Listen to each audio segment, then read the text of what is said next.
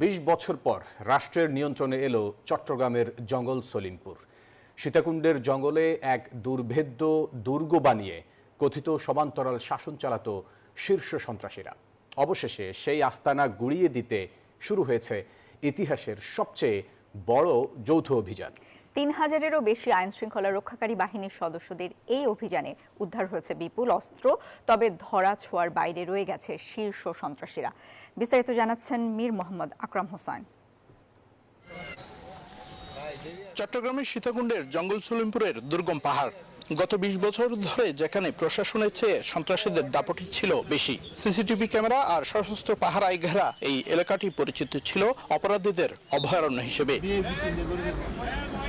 অবশেষে সেই দুর্ভেদ্য দেয়াল ভেঙে রাষ্ট্রের নিয়ন্ত্রণ প্রতিষ্ঠায় পরিচালিত হলো মহাপরিকল্পিত এক সাঁড়াশি অভিযান।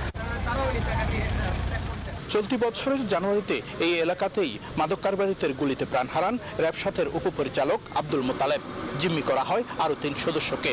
সেই দুঃসাহসিক স্পর্ধা আর সারা দেশে মাদকের বিষ ছড়িয়ে দেওয়ার জবাব দিতেই স্বরাষ্ট্র মন্ত্রণালয়ের নির্দেশে এই জিরো টলারেন্স অ্যাকশন।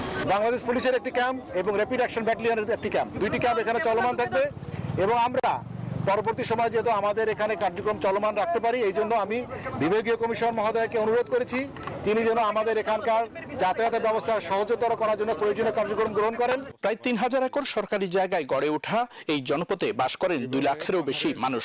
স্থানীয়দের অভিযোগ, রোকন, ইয়াসিন আর রিদওয়ানের মতো শীর্ষ সন্ত্রাসীদের কাছে জিম্মি ছিল পুরো এলাকা। এই গ্রুপ আসার পরে ইয়াসিন আগে গোপন আছিল, অহন ইয়াসিন বাস্তবে দাঁড়াইছে। পুরা সিন্নিমূল, পুরা আলীনগর ইয়াসিন লইয়া লাইছে। আমরা অনেক কষ্ট করে ইনকাম করে এই যে রাত বিয়েল এখানে আসতাম, আমাদের টাকা পয়সা গাড়িয়ে নিত, চিন্তাকারী করতো, আমাদেরকে মারধর করতো, অনেক অত্যাচার করতো। আমরা অত্যন্ত খুশি আছি যে পুলিশ যৌথ অভিযান চলাইছে। অভিযানের শুরুতে কিছুটা বাধার সম্মুখীন হতে হলেও পিছপা হয়নি যৌথ বাহিনী। ১৫ জনকে আটক করা হলেও মূল হোতারা এখনো ধরাছোঁয়ার বাইরে। উদ্ধার করা হয়েছে বিপুল পরিমাণ সরকারি ও অবৈধ অস্ত্র এবং গুলি বলে জানান র্যাব সাথের অধিনায়ক।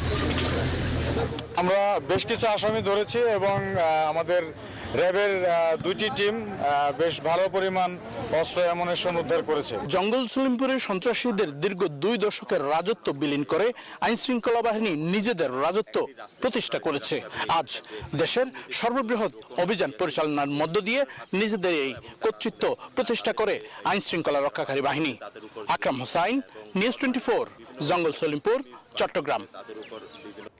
দর্শক, এই বিষয়ে আরও জানবো। বিশ্লেষণ নিয়ে সরাসরি আমাদের সঙ্গে যুক্ত হচ্ছেন নিরাপত্তা বিশ্লেষক মেজর অবসরপ্রাপ্ত এমদাদুল ইসলাম।